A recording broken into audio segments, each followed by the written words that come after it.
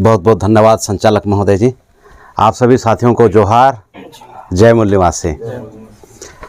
साथियों, दिनेश भगत ने बहुत ही कम समय में बहुत ही ज़बरदस्त तार्किक बातें आप लोगों के बीच में रखा और मैं उसी कड़ी को प्लस करते हुए मैं आगे बताऊंगा। तो दिनेश भगत ने अभी जो हमारे भारत देश की जो प्राचीन व्यवस्था है ना, उसके बाद में जो मध्य इतिहास की व्यवस्था और वर्तमान इतिहास की व्यवस्था के बारे में आप लोगों को रूबरू कराया। अभी हमारे पूरे देश में बहुत सारे सोशल एक्टिविस्ट, बहुत सारे संगठन के लोग हमारे लोगों का समस्या को हल करने के लिए लगे हुए, बहुत सारे लोग लगे हुए हैं। तो हमारे लोग पूरा एकदम कंफ्यूज हो गया और उस कन्फ्यूजन का वजह ये है कि बहुत सारे जो लीडर हैं, बहुजन लीडर हैं, वो दावा कर रहे हैं। क्या दावा कर रहे हैं? कि हम लोग आपको समस्या से निजात दिलाएंगे, ऐसा बार बार बोला जा रहा है।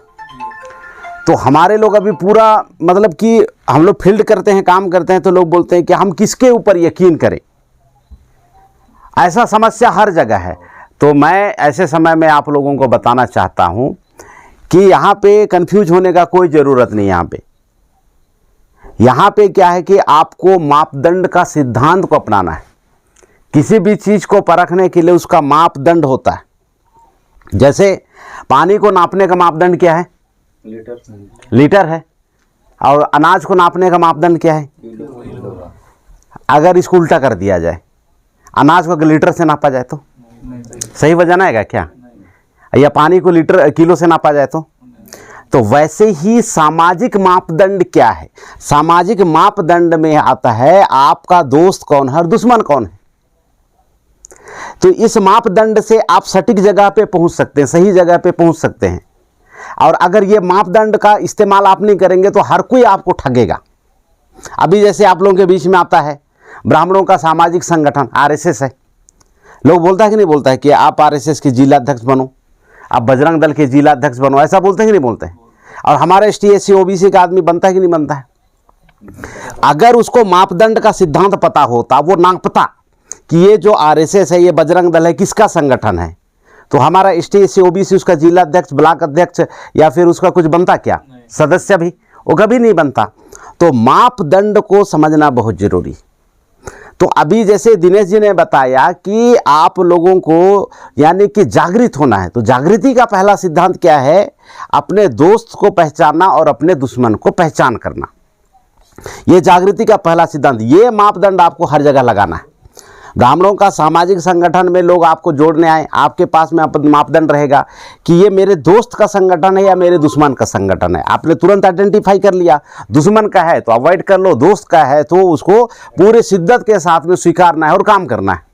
एकदम चुटकी में प्रॉब्लम सॉल्व हो गया।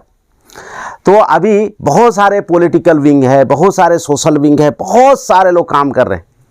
अभी जैसे मायावती बहुजन समाज की एक बहुत बड़ा चेहरा है, बहुत बड़ा लीडर है। बहुत सारे हमारे बिलासपुर इलाका के जो साथी हैं, मायावती के विचारधारा में अभी भी बहुत ही शिद्दत के साथ में अपना वक्त, अपना ऊर्जा, अपना पैसा, अपना एनर्जी सब कुछ वहाँ पे लगा रहा है। मायावती जी भाषण क्या करती है? बीजेपी आपका बहुत बहुत धन्यवाद, मैं आभारी हूँ, ऐसा बोलती है। बीजेपी किसका संगठन है? आरएसएस का संगठन है, पॉलिटिकल पार्टी है।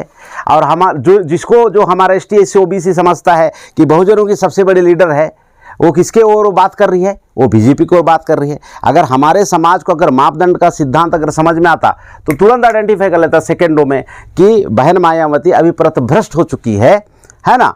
वो बहुजनों की बात ना करके वो ब्राह्मणों की बात कर रही है। तो हमें अभी बहन मायावती को साथ ना देके हमको वहाँ से निकलना है और अपने समाज की सुरक्षा के लिए जो मापदंड सही है, सूटेबल है, जो अभी सही है, उसको देना है साथ। तो ये एकदम से तुरंत एकदम सॉल्व हो जाने वाला है। तो आदमी बोलता बड़ा मुश्किल है, बड़ा मुश्किल कुछ भी नहीं है। सही सिद्धांत को पहचानना बहुत जरूरी है। अभी मैं आप लोग को उदाहरण के माध्यम से समझाना चाहता हूँ।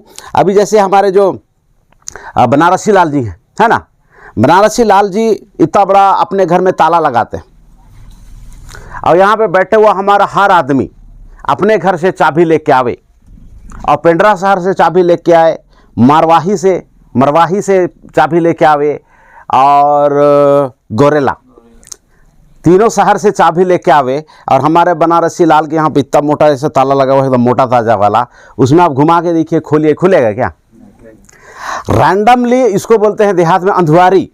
अंधुआरी आप किसी भी ताला को ऐसा खोलने का प्रयास करेंगे नहीं खुलेगा।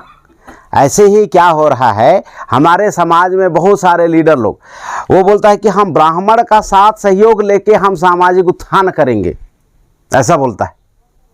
तो ऐसे लोगों से कैसे उत्थान हो पाएगा? उसको सिद्धांत ही नहीं पता, क्योंकि बाबा साहब अम्बेडकर ने अपने विचारधारा में कभी मिक्स मिलावट नहीं किया, है ना। कांशीराम जी ने अपने सिद्धांत में कभी मिक्स मिलावट नहीं किया, तभी परिणाम आया। आप हमारे महापुरुषों के सिद्धांत के विरोध में जाके अगर आप विचारधारा का मिक्स मिलावट करेंगे और सोचेंगे कि हम परिवर्तन ले आएंगे, ये संभव है क्या?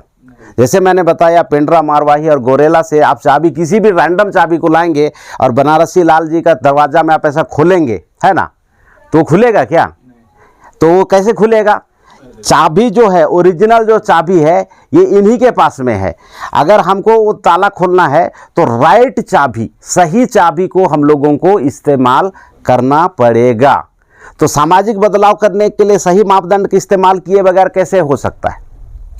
तो लोगों के जो एक्शन है वो काम कैसे कर रहा है, वो कैसे प्रचार प्रसार कर रहा है, उसके ऊपर में आप लोगों को बहुत ही अच्छे तरीके से आपको नज़र रखना पड़ेगा, उसके एक एक हरकत के ऊपर में। क्योंकि अगर मैं आप लोगों को यहाँ से अगर मैं पेंड्रा लेके जाना चाह रहा हूँ, तो आप लोगों को पता है कि पेंड्रा जाने वाला जो रोड है, ये वाली जो रोड सामने है, वो ऐसा जाएगी तो पेंड्रा जाएगी, सही बात है ना। अगर मैं उस दिशा को मैं भटका के आप लोगों को इधर लेके मैं जाना चाहूँगा, तो आप कहाँ पे चले जाएंगे? आप उधर केंदा घाट चले जाएंगे ना। केंदा घाट है, क्या नाम है? बंजारी घाट, उधर चले जाएंगे। तो आप लोगों को सतर्क होना जरूरी है। हमेशा हम लोग सोचते हैं कि नहीं, उन्होंने ऐसा गड़बड़ कर दिया इसलिए हमारे साथ में गड़बड़ हो गया। आप अगर उसका साथ अगर नहीं देंगे तो कैसे गड़बड़ कर लेगा? हम लोग हमेशा बोलते हैं कि नहीं, फलाना संगठन ने हमको ठगा, हमको तिसका संगठन ने ठगा, हमको फलना ने ठगा, तिसका ने ठगा, ऐसा ब्लेम केवल नहीं करते हैं। तो इस ब्लेम जो करते हैं, इसमें 50% इन्वॉल्वमेंट किनकी है? हमारी है। आपको पता है कि मापदंड के बगैर, सही मापदंड के बगैर परिणाम नहीं आ सकता है, तो आपको गलत आदमी को साथ सहयोग देने के लिए किसने विवश किया? इसी को तो मानसिक गुलामी बोलते हैं ना, कि वो बोल रहा है, हमको थोड़ा मोड़ा अंदाजा है कि आदमी हमको ठगेगा, बावजूद हम क्या कर रहे हैं? उसके पीछे चले जा रहे हैं।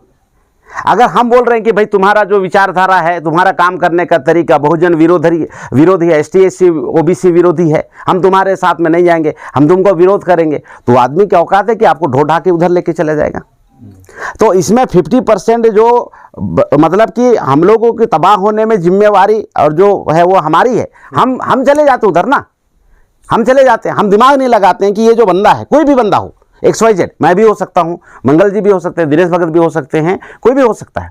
आप लोगों को हमेशा मापदंड का सिद्धांत अपनाना चाहिए कि ये जो हमारे जो मूल निवासी महापुरुष का जो सिद्धांत है, लड़ाई लड़ने का सिद्धांत है, इसका ओरिजिनल को ये कैरी फॉरवर्ड कर पा रहा है कि नहीं कर पा रहा है?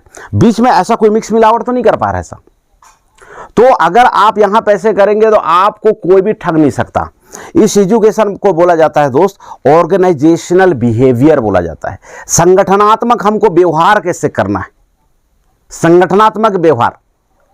अगर हम संगठनात्मक व्यवहार को नहीं जानेंगे तो बार बार हर बार हम लोग ठगा जाएंगे, और ठगने वाला ठग के अपना काम कर जाएगा, और हम लोग परिवर्तन कभी नहीं ले आ पाएंगे। क्योंकि मैं बार बार बता रहा हूं हमारे साथियों को कि देखिए, शुद्ध रूप से या तो आप अच्छा भोजन सेवन करके आप बहुत अच्छा सेहतमंद हो सकते हैं, या फिर थोड़ा सा दूसरी टाइप का या फिर जहरीला भोजन करके आप अपनी सेहत को बिगाड़ सकते हैं। दोनों एक साथ हो सकता है क्या? थोड़ा सा बिगाड़ते हैं, थोड़ा सुधारते हैं, थोड़ा बिगाड़ते हैं, थोड़ा सुधारते हैं, ऐसा होता है क्या? आपको एक रास्ता पकड़ना है। अगर आपको लंबे समय तक सेहतमंद जीवन जीना है तो क्या करना पड़ेगा? आपको शुद्ध रूप से और अच्छा भोजन को आपको चुनाव करना पड़ेगा। अगर आपको मरना है, बहुत जल्दी छटपटाहट है कि मेरे को 1-2 दिन मर जाना है, आप जहर युक्त भोजन सेवन कीजिए या दूषित भोजन सेवन करना शुरू कीजिए, आप मर जाएंगे। मतलब कि दोनों रास्ता एकदम क्लियर कट अलग अलग है। तो अभी जैसे दिनेश जी ने बहुत स्पष्ट तरीके से बताया, कांग्रेस ब्राह्मणों का पार्टी, हमारा ST SC OBC आदमी उसमें घुस के क्या बोलता है कि हम परिवर्तन करेंगे। कैसे करेगा यार? संभव ही नहीं है। मतलब कि बोल रहा है कि हम अभी इस कार को 100 की स्पीड लेंगे, उसके बाद में वो जो केदार घाट से नीचे कूदवाएंगे पहाड़ से नीचे, और आप सबको जिंदा रखेंगे। ऐसा संभव है क्या?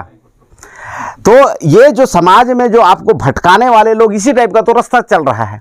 अभी जैसे हमारे अभी आज़ाद समाज पार्टी के जो सांसद साहब हैं चंद्रशेखर रावण जी, उसको सोशल मीडिया में एक वीडियो वायरल हो रहा है, हमारी दुश्मनी किसी भी ब्राह्मण से, क्षत्रिय से, वैश्य से नहीं है, ऐसा भाषण उसका वायरल हो रहा है। वो बंदा स्पष्ट रूप से इंडिकेट कर रहा है। वामन मेश्राम का एक वीडियो वायरल हो रहा है, वो बोलता है जब तक हमारा नेतृत्व इस धरती पे है, मैं जब तक हूं निर्धारित दुश्मन के विरुद्ध में ही लड़ाई लड़ेगा। दोनों का आप दिखे भाव को, एक बोल रहा है हमारा दुश्मन ही नहीं है, एक बोल रहा है जब तक मैं हूं निर्धारित दुश्मन से ही लड़ाई लड़ा जाएगा।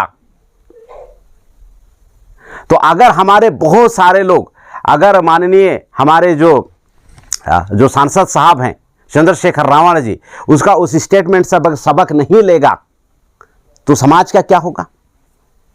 और माननीय वामन मेश्राम साहब जो स्टेटमेंट दे रहे हैं उससे सबक लेके अगर साथ नहीं दिया जाएगा तो समाज का क्या होगा?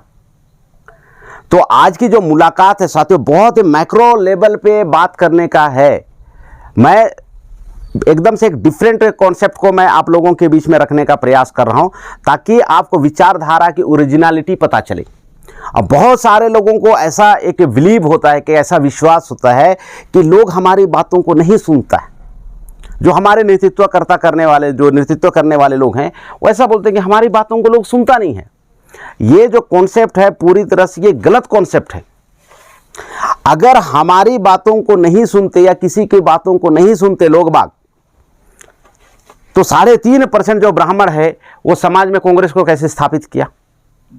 अगर हमारे लोग नहीं सुनते, कांग्रेस वाले लोग प्रचार करते और हमारे लोग नहीं सुनते, तो 3.5% ब्राह्मणों की औकात है कि हमारे लोगों के बीच में विचारधारा कांग्रेस की स्थापित कर पाते? तो 3.5% ने निरंतर प्रचार प्रसार किया और कांग्रेस की विचारधारा हमारे लोगों के बीच में स्थापित किया। वही 3.5% ब्राह्मण लोग बीजेपी की विचारधारा को लगातार प्रचार प्रसार किया, हमारे लोगों के बीच में स्थापित किया। अभी हमारे इस पेंड्रा में, अभी पेंड्रा शहर में बहुत सारे हमारे एसटी से ओबीसी के लोग बीजेपी के जिला अध्यक्ष होंगे, है ना, उसके समर्थक होंगे, उसके वोटर होंगे, धीरे धीरे स्थापित किया ना। 1980 से पहले तो उसका वजूद भी नहीं था। तो हमारे लोगों को गलतफहमी है कि हमारे लोग सुनते नहीं हैं। मैं यहाँ पे दावे के साथ में बोल रहा हूँ, अगर आपके पेंड्रा में, मरवाही में और गौरेला में अगर पूरे प्रचारक अगर ईमानदारी से अगर बढ़िया बात को अगर रखना शुरू करें, आप देखेंगे 2-3 साल में लाखों लोग आपके समर्थक बन जाएंगे, क्योंकि दूसरा रास्ता ही नहीं। दूसरा रास्ता झूठ मूठ का जाएंगे तो वो पेंड्रा ना जाके फिर इधर आपका बंजारी घाट चले जाएंगे। जाना हमको उधर है, जाना किधर है? आज़ादी की ओर जाना है ना, बराबर हिस्सेदारी की ओर जाना है। हमको बंधुता चाहिए, हमको न्याय चाहिए, हमको स्वतंत्रता चाहिए, हमको मान चाहिए, सम्मान चाहिए, ये स्वाभिमान चाहिए, ये सारी चीज़ें हमको चाहिए। लेकिन जो लोग हमसे ये सारी चीज़ें छीना है, जिन्होंने, हम उम्मीद कर रहे हैं कि वही आदमी हमको देगा, ऐसा कैसे संभव हो सकता है? जैसे अभी अक्टूबर मंथ है, अक्टूबर मंथ में अभी गोड़ा धान और धान ये सब पक रहा है। तो अभी बहुत बार गांव में क्या होता है कि वो जो लोंडरा होता है, लोंडरा बोलते हैं, और क्या बोलते हैं उसको सर, तो कुमनी बोलते हैं। अभी खेतों में लगा रहे हैं, आप लोगों को बढ़िया सा अनुभव होगा। ये जो चुंगरी लगाने वाला जो मालिक होता है, लोंडरा लगाने वाला मालिक, वो अलग होता है, और रात के अंधेरे में उसको चुराने वाला अलग होता है। कि जो मालिक है, अभी जैसे बनारसी जी हैं, वही लगा रहे हैं और रात के 12 बजे चोरी से जा रहे हैं और चुरा रहे हैं, ऐसा होता है क्या? यानी कि जो समस्या पैदा करता है वो समाधान नहीं करता है। पूरे देश में एसटी ओबीसी के लिए जो समस्या पैदा करने का काम है, ब्राह्मण ने सामाजिक संगठन के माध्यम से और राजनीतिक संगठन के माध्यम से उन्होंने किया। और हमारे समाज के होशियार लोग, बड़े बड़े मुंडी वाले लोग सोचता है कि हम प्रॉब्लम का सॉल्यूशन करेंगे, किसके साथ में? Including Congress, including BJP, including ब्राह्मण, हम उनके साथ मिलके हम लोग समस्या का समाधान करेंगे। ऐसे विचारधारा पे पूरे देश भर में लोग चला रहा है, कैसे चल पाएगा? अरे भैया, जो रात के अंधेरे में आपके लोंडरा का और आपका चुंगरी, क्या बोलते हैं सर, कुमनी का मछली को चुरा रहा है जो रात में, आप सोच रहे मैं उसी आदमी के साथ में मैं अपने मछली का सुरक्षा करूंगा, मछली का सुरक्षा करूंगा, कर पाओगे क्या? बाकी खाने वाला कीटाणु अलग होता है और बाकी मार की दवा अलग होता है। आप सोचेगा किसान कि साला हमारा खेत में बहुत बाकी लग गया, उसमें फिर बाकी का कीड़ा को और छिटकाऊंगा, ऐसा बोलेगा तो जल्दी खत्म होगा, क्यों बचेगा? तो ये बहुत साधारण सी बात, ये कोई रॉकेट साइंस नहीं है कि हमें किसको साथ देना है किसको साथ नहीं देना है। तो भैया हम लोगों को बहुत एकदम सिंपल कॉन्सेप्ट में चलना है, एकदम साधारण सा। इसको गौतम बुद्धा जब अपने जीवन में वो आंदोलन कर रहे थे अपने जीवन काल में, तो उन्होंने एक सूत्र दिया था, एक फार्मूला दिया था। उस सूत्र का नाम क्या है? उस सूत्र का नाम है आदि कल्याण, मध्य कल्याण, अंत कल्याण। जो चीजें कल्याणकारी है वो शुरू में भी कल्याणकारी होगा, और मध्य में भी कल्याणकारी होगा, और अंत में भी कल्याणकारी होगा। और जो चीजें आपके लिए नुकसानदायक होगा वो 5000 साल भी नुकसानदायक था, मुगल काल में भी नुकसानदायक था, अंग्रेजों के शासनकाल में भी नुकसानदायक है, इस वक्त 2025 में भी नुकसानदायक है, और आने वाले 2026 में भी, 27 में भी, 28 में भी, 29, 30 में भी नुकसानदायक ही होगा। होगा कि नहीं होगा? जैसे एक्सीडेंट से आदमी का हाथ पैर टूट जाता है, मुंडी उंडी फूट फाट जाता है, एक्सीडेंट होना 5000 साल पहले भी नुकसानदायक था, प्राचीन भारत में भी नुकसानदायक है, अभी आधुनिक भारत में भी नुकसानदायक है। ऐसा तो नहीं कि एक्सीडेंट पहले बहुत लाभकारी था, एक्सीडेंट होने से एकदम आदमी लोग एकदम बम बम हो जाता था, ऐसा कुछ घटना है क्या? नहीं। आदि कल्याण, मध्य कल्याण, अंत कल्याण। जो चीज लाभकारी है वो शुरू से लाभकारी है, वो बीच में भी लाभकारी होगा और अंत में भी लाभकारी होगा। और जो चीज नुकसानदायक है वो आदि में भी नुकसानदायक, मध्य में भी नुकसानदायक, अंत में भी नुकसानदायक। तो जो विचारधारा आपको 5000 साल पहले गुलाम बनाया, जो लोग आपको मध्य में गुलाम बनाए, जो लोग अभी आपको गुलाम बना रहे हैं, तो आपको क्या लगता है 2026 में आपको स्वतंत्र कर देगा क्या? तो साथियों, आपको इनके समस्त पॉलिटिकल विंग, इनके समस्त सामाजिक संगठन से आपको तौबा तौबा करना पड़ेगा। अगर आप ऐसा नहीं करेंगे तो समस्या आपका पीछा कभी नहीं छोड़ेगा। गौतम बुद्ध के संघर्ष के समय में ही एक आदमी गौतम बुद्ध की जो पर्सनालिटी है, व्यक्तित्व से बहुत प्रभावित होते हैं, गजब तरीके से प्रभावित होते हैं। और वो बोलते हैं गौतम बुद्ध के पास में जाके कि मान्यवर गुरुदेव, मुझे आपकी तरह बहुत ही शांत तरीके से, आपकी तरह एकदम से जो तेजस्वी जो आपकी व्यक्तित्व है, मुझे ऐसा जीवन को जीना है, आप हमें एकदम दिव्य पुरुष लगते हैं।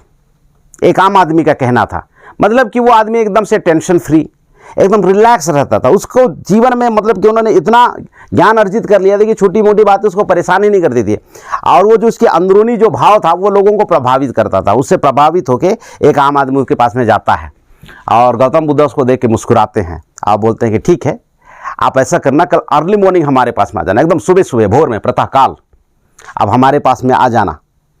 और वो वादे के मुताबिक उसको तो रात भर नींद नहीं आ रहा है, पर बुला रहा है कि मैं भी एकदम से गौतम बुद्ध जैसे व्यक्तित्व मेरे पास में भी आ जाएगा, उनके जैसे मैं दिव्य पुरुष बन जाऊंगा, मजा आएगा। ऐसा वो रात भर बुला रहा है। उसके बाद सुबह एकदम जल्दी जल्दी भोर भोर में चले जाते हैं, एकदम से एकदम भोर में। और उस समय वो मेडिटेशन कर रहे थे, ध्यान कर रहे थे गौतम बुद्ध जी। और गौतम बुद्ध जी को ऐसा फील हुआ कि कोई तो आया हुआ है। तो आँखें अपनी खोलते हैं, देखते हैं कि वही बंदा बड़ा उत्सुकता के साथ में मुस्कुरा रहा है कि गुरुदेव हम तो हाजिर हैं आपके पास में, तो आप हमें रास्ता बताइए। तो अच्छा, बढ़िया है, बहुत अच्छा है, आप रेडी हो? हाँ, हम रेडी हैं, तैयार हैं। तो वहाँ पे एक बड़ा सा पत्थर था, इतना बड़ा पत्थर। उस पत्थर को बोला कि आप इस पत्थर को आप ढो लो। ऐसा बहुत बड़ा पत्थर था, मतलब कि अभी जैसे मैं हमारे साथी को मैं जैसे उठाने बोलूँगा संतोष साहब को, तो मतलब कि संतोष साहब को उठाने में पूरा हालत ख़राब हो जाए, इतना वजन का पत्थर ऐसा उठवा लेता है। और वो चलना शुरू करता है, गौतम बुद्ध जंगलों में विचरण करना शुरू करता है। और वो आदमी पीछे तरफ बड़ा सा पत्थर को, इतना बड़ा पत्थर को, अभी मरू तभी मरू टाइप का जो पत्थर है ना, वजनदार पत्थर, उसको ढो के पीछे पीछे चल रहा है। अब वो एकदम से बिंदास, गौतम बुद्ध एकदम बिंदास से विचरण कर रहे हैं, बड़ा एकदम से रिलैक्स, वो खाली पीली हल्का फुल्का है, वो आराम से चल रहे हैं, उसको चलते हुए ऐसा कोई तकलीफ नहीं हो रहा है। और जो उतना बड़ा वजनी पत्थर को इधर ढोके रखा हुआ है, हर कदम उसका बड़ा तकलीफदायक है, लेकिन वो सोच रहा है, क्या सोच रहा है कि मुझे भी दिव्य पुरुष बनना है। और वो चले पड़ा है, लेकिन शारीरिक शक्ति कब तक उसका साथ देगा। एक समय के बाद में जब उसका शारीरिक शक्ति पूरी तरह से खत्म होने लगा और वो उतने बड़े बोझा से वो दबने टाइप का होने लगा, तो फिर उसमें चिढ़ना, जो फ्रस्ट्रेशन है ना, चिड़चिड़ापन उसके दिमाग में आना शुरू हुआ। वो अंदर अंदर कूद रहा है, ये कैसा गुरुदेव है, इतना बड़ा पत्थर मेरे को ढुलवा दिया है, अपने तो आराम से चल रहा है, अपना तो आराम से चल रहा है और मेरे को पत्थर ढुलवा के वो मरवा रहा है। तब भी वो पूरा ताकत लगा रहा है कि मैं इसको लंबे से लंबे समय तक ढो ढा के चलूं। और गौतम बुद्ध चले जा रहे हैं और इसकी सहन शक्ति और ताकत, शारीरिक ताकत पूरा खत्म। और इसको ऐसा लग रहा है कि पूरा भी मैं मर जाऊं, हपट की इस टाइप का, और हाँफने लगा, चिड़चिड़ाने लगा। उसके बाद में झल्ला के गौतम बुद्ध को बोलता है, अरे गुरुदेव, मैं आपसे दिव्य पुरुष का मैं सीक्रेट जानने के लिए, रहस्य जानने के लिए आपके पास में आया था। आप इतना बड़ा पत्थर मेरे को ढुलवा दिए, आप गुरुजी हैं कि क्या हैं? आप हमें शिक्षा दे रहे हैं कि आप सता रहे हैं, आप कर क्या रहे हैं? गौतम बुद्ध को झल्ला के बोलने लगा, चिल्ला के बोलने लगा, आप गुरुजी हैं कि कसाई हैं? आपको समझ में नहीं आ रहा है? मैं इधर परेशान हूं, पसीना से लथपथ पूरा अस्त व्यस्त हो गया आदमी। उसके बाद में गौतम बुद्ध बड़ा मुस्कुराते हुए बोले, जिंदगी का सार है साथियों, इस सार को समझिए। गौतम बुद्ध बड़ा मुस्कुराते हुए उस आम आदमी को बोलता है, साधारण आदमी को बोलता है कि यार ये पत्थर को तुम अभी तक ढोए हुए हो। तो बोलता है कि अरे आप ही ने तो बोला था मुझे ढोने के लिए, आपने बोला था इसलिए मैं ढोया। तो तकलीफ और पीड़ा कष्ट किसको हो रहा है?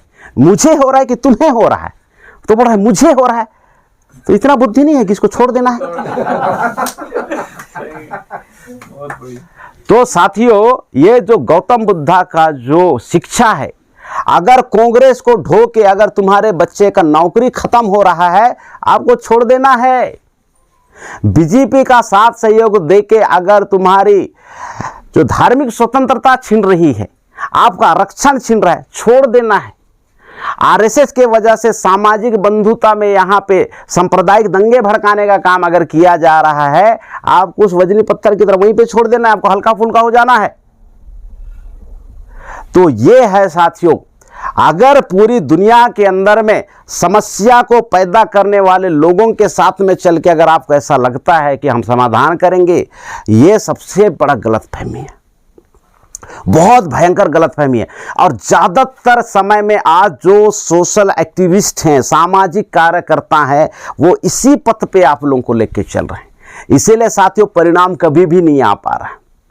यहाँ पे आदमी आपको गलत सलाह दे सकता है, लेकिन सिद्धांत नाम का जो रूल है, जो सिद्धांत है, प्रिंसिपल है, ये आपको कभी धोखा नहीं देने वाला।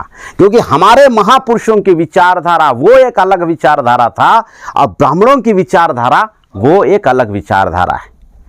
जैसे गांव में बाड़ी में बांस लगाने वाला मालिक अलग होता है और उसका करील को रात में चुराने वाला आदमी अलग होता है। अगर आप लोग सोचेंगे कि जो चुराएगा वही लगाएगा बारी में, तो भैया बांस का वजूद खत्म हो जाएगा, डायनासोर हो जाएगा, पूरा वजूद खत्म हो जाएगा। क्योंकि वो करील चुराने का हैबिट वाला आदमी है। आप उससे उम्मीद कर रहे हैं कि वो बांस लगाएगा, अरे उसको चुराने से फुर्सत नहीं है भाई, वो लगाएगा कहाँ पे? तो लगाने वाला मालिक के वजह से बांस का वजूद जिंदा है, और करील को चुराने वाला वजह से वो जो करील है उसका अस्तित्व खतरे में है। तो जिसके वजह से जो अस्तित्व खतरे में है, हम उसी आदमी को लेके, उसी संगठन को, उसी कौम को लेके चलेंगे कि हम अपने समाज का भला करेंगे, तो सोचिए कितना बड़ा गलतफहमी है। तो अल्टीमेट क्या है, हमारे बीच में जो वाम से भारत मुक्ति मोर्चा है ना, ये जो संगठन है साथियों, सिद्धांत में सिद्धांत को लेके चल रहा है, सामाजिक परिवर्तन के लिए सिद्धांत को लेके चल रहा है। 1% का मिक्स मिलावट नहीं, उनकी कथनी और करनी मिलती है। उन्होंने बोला कि हम निर्धारित शत्रु से ही लड़ाई लड़ेंगे, लड़ रहा है, और निर्धारित शत्रु से ही हम लोग संवैधानिक और कानून और संविधान के और कानून के दायरे में रहते हुए ही लड़ाई लड़ेंगे, एकदम स्पष्ट खुलेआम। और उस सिद्धांतों के ऊपर मैं कभी समझौता नहीं किया। इसीलिए साथियों आरएसएस का एक बैठक हो रहा था, आरएसएस की ऐसी संगोष्ठी हो रही थी। उस संगोष्ठी में एक ब्राह्मण बोलता है कि मायावती सामने ही है, चंद्रशेखर रावण सामने ही है, हमें इनसे खतरा नहीं है। खतरा ब्राह्मण समाज को वामसेप से है। आप लोग कर क्या रहे हैं? वामसेप इतना खतरनाक तरीके से काम कर रहा है, वो अंदर अंदर दीमक की तरह काम कर रहा है, जो ब्राह्मण समुदाय को और आरएसएस को खोखला कर दिया। इतना खतरनाक वामसेप है, इसको रोको, इसको जैसे भी बन पड़ो रोको। ये ब्राह्मण की बौखलाहट है भाई। आरएसएस का जो सीक्रेट मीटिंग हो रहा था, उस मीटिंग में एक ब्राह्मण ने वामसेप के बारे में ऐसा बोला, दूसरे संगठन के बारे में कभी नहीं बोला, वामसेप के बारे में बोला कि वामसेप अंदर अंदर काम कर रहा है, इतना खतरनाक काम कर रहा है कि आरएसएस को अंदर से दीमक की तरह खोखला कर दिया है, ब्राह्मणों को अंदर से खोखला कर दिया है, और ब्राह्मणों के ऊपर में संकट आ गया वामसेप संगठन की वजह से, भारत मुक्ति मोर्चा के संगठन से। और मैं पूरे दावे के साथ में डंके की चोट पे कहना चाह रहा हूं साथियों कि 6 लाख सामाजिक संगठन है, 6 लाख संगठन इस तरीके से जो काम है जैसा वामसेप भारत मुक्ति मोर्चा कर रहा है, ऐसा काम ही नहीं कर रहा है, क्योंकि वो आर्टिफिशियल मुद्दा बना के लोगों को मोबाइलाइज करने का काम करता है। आर्टिफिशियल मुद्दा बना के, जैसे कि अगर आपको चोट लग गया आपके माथे पे, तो नियम क्या बोलता है, सिद्धांत क्या बोलता है, दवा पट्टी यहीं पे लगना चाहिए ना। अगर कोई डॉक्टर बोलता है कि मैं आपके पेंड्रा शहर का सुपीरियर डॉक्टर हूं और चोट यहां पे आपके माथे पे लगा हुआ है, इधर इलाज ना करके अगर आपके अंगूठे में पट्टी बांधेगा तो आपका क्या होगा? क्या होगा आपका? तो समस्या पैदा कर रहा है ये जो लोग हैं। अब आदमी सामाजिक संगठन का जो प्रदेश अध्यक्ष है, राष्ट्रीय अध्यक्ष आके बोल रहा है कि हम लोगों को ये जो अभी फलाना फलाना जगह पैसा हुआ, हमको जुलूस करना चाहिए, हमको आंदोलन करना चाहिए, है ना। तो वामन मेश्राम का भाषण को आप सुनिएगा। मुद्दे से आप अगर कोई आंदोलन करते हैं, मुद्दा को इशू बना के, इशू को मतलब कि कोई इशू घटना घट गया आपके बीच में, उसको अगर आप वजह बना के आंदोलन करते हैं, तो वामन मेश्राम का स्टेटमेंट साथियों, आप सिर्फ 14% लोगों को ही जमा कर सकते हैं। और आप इशू को उठाने के चक्कर में आप उसको कैडर बेस्ड संगठन में आप तब्दील नहीं कर सकती। यहां पे जो सिद्धांत है, सिद्धांत को लेके आप कैडर बेस्ड संगठन आप खड़ा कर सकते हैं। जो संगठन आपका प्रशिक्षित होगा, उसी संगठन से ही आपका संगठन शक्ति का निर्माण होगा। और अभी हमारे लोग जाने अनजाने में क्या करता है, शहर का जिला मुख्यालय में जाता है, ज्ञापन पकड़ता है, और ज्ञापन पकड़ने के बाद में जिलाधिकारी महोदय को ज्ञापन सौंपता है। ज्ञापन सौंपने के पहले वो नारा लगाता है, अन्य अत्याचार बंद करो, बंद करो, सरकार तेरी तानाशाही नहीं चलेगी, नहीं चलेगी, इस तरीके से नारा लगाता है। साथियों, अगर ज्ञापन देने से और रैली करने से अगर हमारा समस्या का समाधान अगर हो जाता, तो अभी तक तो ये पूरा का पूरा मामला सॉर्ट आउट हो जाता।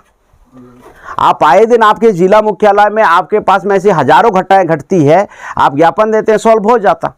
लेकिन नहीं हो पा रहा है। क्यों नहीं हो पा रहा है? क्योंकि मांगने से सिर्फ भीख मिलता है साथियों, मांगने से न्याय नहीं मिलता है। न्याय को स्थापित करने के लिए, न्याय देने के लिए ताकतवर होना बहुत जरूरी, ताकत का सिद्धांत है। और संगठनात्मक शक्ति का निर्माण करना, ताकत निर्माण करना है। अभी मैं आपको बता रहा हूं सर, है ना दनियल जी, आप मोटरसाइकिल से जा रहे हैं और आपका जो केंदा घाट है वहां पे रोड में एक बकरी बैठा हुआ है। आप मोटरसाइकिल से जा रहे हैं और बकरी बैठा हुआ है, काफ़ी सारा बकरी बैठा हो, 2-4 ठो बकरी बैठा है, आपको डिस्टर्ब हो रही है, तो आप मोटरसाइकिल का क्या करेंगे, तुरंत हॉर्न दबाएंगे, क्योंकि आपको जाना है। आप थोड़ा सा सीन को चेंज करते हैं, आप वहां पे बहुत सारा बब्बर शेर बैठा हुआ है, 4-5 ठो पूरा, आप हॉर्न बजा के देखिए। सेम जगह पे बकरी बैठा हुआ है, दानियल जी ने हॉर्न बजा दूंगा बोला। सेम जगह पे बब्बर शेर बैठा हुआ है, बोलता है मैं हॉर्न नहीं बजाऊंगा। फर्क क्या है? ताकत का फर्क है। बकरी कमजोर है, दानियल जी का नुकसान नहीं कर सकता है। शेर क्या है? ताकतवर, फाड़ देगा उसको। तो साथियों, आज जो मैं भारत मुक्ति मोर्चा के प्रचारक के हैसियत से जो मैं आपके पेंड्रा शहर में आया हूं, मैं आपको ताकतवर बनाना चाहता हूं। ताकतवर का एक प्रोसेस होता है, ताकतवर ऐसे नहीं बना जा सकता है। जैसे हमारे दिनेश जी ने बताया कि जानकारी हथियार है। अभी के समय में आप टंगिया, बलुआ, धनुष, AK-47 गोला बारूद, असला बारूद लेके अगर आप ऐसा अटैक करेंगे तो आप क्या हो जाएंगे? आतंकवादी घोषित हो जाएंगे, नक्सलवाद घोषित हो जाएंगे, और आप जेल के अंदर में पिसिंग करेंगे, है ना। लेकिन अगर आप भारत मुक्ति मोर्चा के संगठन में रह के अगर बोलने का प्रशिक्षण लेते हैं, है ना, तो बोला जाता है जब भारत मुक्ति मोर्चा के कार्यकर्ता की बोली चलती है तो AK-47 की गोली फीकी पड़ जाती। तो जानकारी आज के समय में हथियार है साथियों, है ना। तो आप लोगों को हम ताकतवर बनाने के लिए आए हैं, और आज के समय में 6 लाख संगठन में कामधारी संगठन सिर्फ भारत मुक्ति मोर्चा है। बाकी जो अन्य संगठन है वो नामधारी संगठन है, वो आपको गुमराह कर रहा है। क्योंकि परिवर्तन लाने के लिए परिवर्तन लाने के तमाम सिद्धांत को एप्लीकेशन करना पड़ता है, उसको प्रोसेस में इंक्लूड करना पड़ता है, तब जाके एप्लीकेशन आएगा, परिवर्तन आएगा, तब परिवर्तन आएगा। अगर हम उन सिद्धांतों को दरकिनार करके हम खोखली दावा कर रहे हैं कि हम परिवर्तन कर देंगे, ये सरासर झूठ है। कभी परिवर्तन नहीं आने वाला है, क्योंकि बोला गया है राइट प्रोसेसिंग से ही, आपकी सही प्रक्रिया से ही परिणाम आएगा। अभी देखिए, जैसे हम लोग खेती किसानी परिवार से ताल्लुकात रखते हैं साथियों, अनाज लगाने का प्रोसेस क्या है? सबसे पहले डांड को एक बार जुताई करते हैं, हमारे देहात में उसको बोलते हैं, दूसरी बार जुताई को कड़िया दम हरो ऐसा बोलते हैं, यानी कि हम लोग उसको रिपीट कर रहे हैं। उसके बाद में थर्ड टाइम में उसमें बीज डालते हैं, उसके बाद में एक बार और हल चलाते हैं। ये क्या है? स्टेप बाय स्टेप प्रोसेसिंग है। अगर बंजर खेत में पहले आदमी बीजा लगाएगा नहीं, उसके बाद में बोलेगा साला इस बार बहुत फसल आएगा यार, ऐसा बोलेगा तो हो पाएगा क्या? हर काम में राइट प्रोसेसिंग बहुत जरूरी है, हर काम में। जैसे आप अभी जैसे छोटे बच्चे हैं, उसका दिमाग खराब हो गया और वो जिद करेगा कि हम पहले MA तरफ से पढ़ाई करेंगे, हो सकेगा क्या? राइट प्रोसेसिंग क्या है? पहले KG में जा भाई, प्ले स्कूल में जा, प्ले स्कूल में जा, KG में जा, 1 में जा, 2 में जा, है ना, प्ले स्कूल, नर्सरी, ऐसा सब जो प्रोसेस है उसमें स्टेप बाय स्टेप आते हैं ना। आदमी बोलेगा कि नहीं नहीं नहीं, नहीं मैं मेरा बच्चा को जब साला मैं इकोनॉमिक्स से MA तरफ से पढ़ाऊंगा, ऐसा बोलेगा तो सर क्या होगा? तो सर मैं बता रहा हूं, पूरी दुनिया के अंदर में राइट प्रोसेसिंग का बहुत बड़ा भूमिका है। तो मैं आप लोगों को आज जागरूक करने आया हूं, मैं आप लोगों को आज बुद्धिमान करने आया हूं, बुद्धिमान बनाने आया हूं। मैं आज आप लोगों को स्वतंत्र बनाने के लिए आया हूं। वचन बोलता है सच्चाई को जानोगे तो सच्चाई आपको स्वतंत्र करेगा। तो ये पूरा का पूरा सच्चाई है। और आने वाले समय पे मैं पूरे के पूरे हमारे जो पेंड्रा मारवाही और हमारे जो गौरेला के साथियों से मैं पुरजोर अपील करता हूं, साथियों सही संगठन में, सटीक संगठन में आइए, प्रशिक्षण लीजिए और तेज तर्रार वक्ता और प्रचारक बनके पूरे हमारे पूरे जो बिलासपुर संभाग में इस विचारधारा को फैलाने का काम कीजिए। और आपकी ताकत, आपकी अनुशासन और आपकी जो स्थिरता ही बदलाव का कारण बनेगा। क्योंकि मैं दूर दराज जशपुर से आज आपके बीच में आया हूं, मैं हर रोज यहां पे काम नहीं कर सकता। मैं लीडरशिप ट्रांसफॉर्मेशन करूंगा, आप लोग यहां पे लीडर बनेंगे और यहां के लाखों करोड़ों लोगों को संभालने का काम आप करेंगे।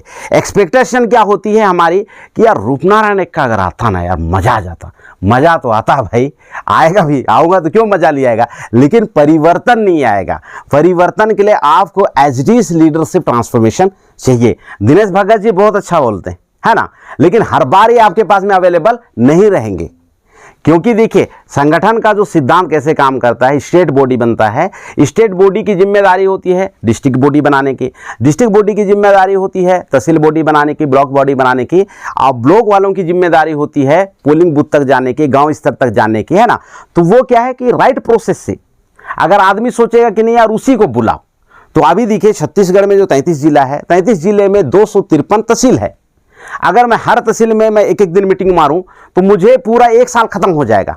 मैं इधर लोगों को जगा रहा हूं, इधर लोग सुत रहा है, तो परिणाम कैसे आएगा? उसके बाद में फिर हमारे लोग क्रिटिसाइज करेंगे, व्यंग कसेंगे, क्या बोलेंगे, हाँ एक बंदा आया था ना यार, वो प्रयास कर रहा था, बदल देंगे, नहीं सका। राइट प्रोसेस नहीं होने से काम नहीं बनने वाला है। आपको हर 15 ही हमारा आदमी थोड़ा सा झुकने टाइप को उसको उठा देना है। कैडर कार्यक्रम लगा हुआ है भैया, चलो पूरे 253 तहसील में हर 15 ही में कैडर होगा, लोग जागेगा कि नहीं जागेगा? एक गलतफहमी को खत्म करके फिर मैं इस सभा को खत्म करूंगा। मैं हमारे लोग बोलते हैं कि यार लोग मेरा बात को नहीं सुनता है, ऐसा लोग बोलते हैं कि नहीं बोलते हैं? मेरा बात को सुनता ही नहीं है। मैं डेमोस्ट्रेशन के माध्यम से इसको मैं क्लियर कराना चाहता हूं। आप किसी आदमी को गाली बक दो, जो बोलता है ना कि मेरी बात को कोई सुनता ही नहीं है, अबे ऐसा बोल दो किसी बंदे को सड़क चलते को, आप देखेंगे 2 सेकंड में रिप्लाई आना शुरू हो जाएगा, ऐसा कैसा बोल दिया है? ऐसा होगा कि नहीं होगा? यानी कि आपकी बातों को हर कोई मानता है। मैं ये बताना चाह रहा हूं। हाँ, मतलब कि हम लोग ज्यादातर ना गलतफहमी के वजह से हम लोगों को ऐसा लगता है कि यार ऐसा नहीं होता है। मैं वो पूरा गलतफहमी मैं खत्म कर दूंगा साथियों, सब सच बता दूंगा, वहम को दूर कर दूंगा। मैं पूरा सच बात बताऊंगा। मैं आपकी बातों को हर कोई सुनेगा। सुनने का राइट प्रोसेस क्या है, इसमें हम लोग उम्मीद करते हैं कि फलाना को सुनना चाहिए, तिसका को सुनना चाहिए। आप ऐसा टारगेट मत कीजिए, आप रैंडम भीड़ को अप्रोच कीजिए। उसमें से कुछ लोग बड़ी गंभीर रूप से आपके पास में सुन के आएंगे और बहुत सारे लोग आपको नहीं सुनेगा। इसको बोला जाता है सिद्धांत को औसत का नियम, लॉ ऑफ एवरेज। आप जिस पर्टिकुलर पर्सन को सुन रहे हैं, हो सके आपका बहुत अच्छा जिगरी दोस्त है, आप उम्मीद कर रहे को सुनेगा, हो सके लॉ ऑफ एवरेज के सिद्धांत में वही आदमी नहीं समझने वाला हो, आप अंदर अंदर टूट रहे हैं। इसी को बोला जाता है मक्खी सोच। मक्खी क्या करता है, पूरा खूबसूरत जिस्म होता है, वो कहां पे जाके बैठता है, जहां पे घाव होता है वहीं पे। अरे भैया, गाल में कभी बैठो, कभी माथे में बैठो, कभी नाक में बैठो, कभी बाइसेप्स में बैठो, कभी ट्राइसेप्स में बैठो, वो कहां बैठता है? वो घाव में बैठता है, जबकि पूरा खूबसूरत जिस्म 80 किलो का है। तो जो आदमी संगठनात्मक ट्रेनिंग नहीं लिया रहता है, वो एक आदमी मना किया, अरे वो मना कर दिया यार, मैं बहुत परेशान हूं। अरे यार, तेरे को 500 लोग यस किए, उसका खुशी मना, एक का गम क्यों मना रहा है? तो राइट प्रोसेस में चलेंगे साथियों, मैं बता रहा हूं ना, आपका ना दिल दुखेगा ना आपका मन दुखेगा, और आप हंसते हंसते आप इस समाज में आंदोलन का कारण बनेंगे। और अगर आपको ऑर्गेनाइजेशनल बिहेवियर अगर पता नहीं रहेगा ना, दिमाग अटक जाता है। अब हमारे जसपुर में हमारे एक बहुत अच्छे दोस्त हैं, वो मेरे को सुबह सुबह फ़ोन किए 16 अक्टूबर को फ़ोन किए। आप बोले मेरे को, और रूपनारायण दादा कैसे? मैं बोला बहुत अच्छा हूँ भाई, आप कैसे हो? मैं भी बहुत अच्छा हूँ, बता कैसे? भोर याद किया। अरे यार, वो जो फलाना आदमी नहीं आया यार, मेरे को बड़ा तकलीफ लगा। मैं बोला बे, अपने आप को काहे कष्ट दे रहा है तू? एक आदमी नहीं आया उसके वजह से तू गम मना रहा है। 15 अक्टूबर को जो हमारे बीच में 500,000 लोग जो आए थे और धुआंधार रैली हुआ, जबरदस्त रैली हुआ, प्रबोधन हुआ, उसका खुशी कौन मनाएगा? तुम एक आदमी के नहीं आने में तुम गम मना रहे हो, तुम तकलीफ में अपने आप को डाल रहे हो, जबरदस्ती का कष्ट ढूंढ रहे हो। और जो आप हजारों की संख्या में जो लोग आंदोलन में भाग लिए, आपके बुलाने को स्वीकारे, वो 1000 लोग आपको दिख नहीं रहे, एक आदमी दिख रहा है। इसी को बोला जाता है दुनिया वैसा नहीं होती है साथियों जैसा आपको दिखती है, दुनिया वैसा होती है जैसा आपका नजरिया होता है, जैसा आपका नजर होता है। नजर आपको जैसा जैसा होगा वैसे वैसे दिखेगा आपको। अगर आपको लगता है कि आपका नजर, मैं बहुत लीडर पैदा करूंगा, आपकी नजर वैसे वैसे लोगों को चिन्हांकित करके आपके सामने ला देगी। और अगर आपको लगता है कि ये समाज बहुत बेकार समाज है यार, कोई सुनता ही नहीं है, आपके सामने नहीं सुनने वाला आदमी दिखते रहेगा और आप उसी को ट्राई करते सुनोगे, वो बोलेगा नहीं सुनूंगा। आपको लगेगा बड़ा बेकार आदमी है यार। इसीलिए दृष्टिकोण बदलना बहुत जरूरी है ना। जैसे हमारे मित्र एक आदमी के नहीं आने का गम मना रहा है, हम हजारों लगा आए उसका खुशी मना रहे, सेम परिस्थिति, लेकिन नजरिया अलग अलग होने की वजह से उसके दिमाग में जो ऊर्जा है वो अलग अलग टाइप का। वो सुबह सुबह है तौबा मचा रहा है और हम खुश हैं, इतना सारा लोग आया था। धन्यवाद आपका, मैं ऊपर वाले को धन्यवाद दे रहा हूं कि आपकी वजह से इतने सारे लोग आए, इतना सारा परिवर्तन आ रहा है, इतने सारे लोग परिवर्तन को देख पा रहे हैं। तो साथियों, इस तरह की बातें हैं और आप लोग आने वाले समय पे साथियों समाज में बदलाव का कारण बनिए। भारत मुक्ति मोर्चा के साथ में कदम से कदम मिला के आगे चलिए। निश्चित रूप से सर 2, 3, 5 साल के अंदर में बहुत बड़ा परिवर्तन आ जाएगा। और आप ही लोग यहाँ पे जो बैठे हुए साथी हैं, आप लोग आने वाले समय पे परिवर्तन का कारण बनने वाले हैं। तो इस मौके पे साथियों मैं इतनी ही बातें बोलूँगा। आप सभी साथियों का बहुत बहुत धन्यवाद। जय जोहार, जय मूल निवासी।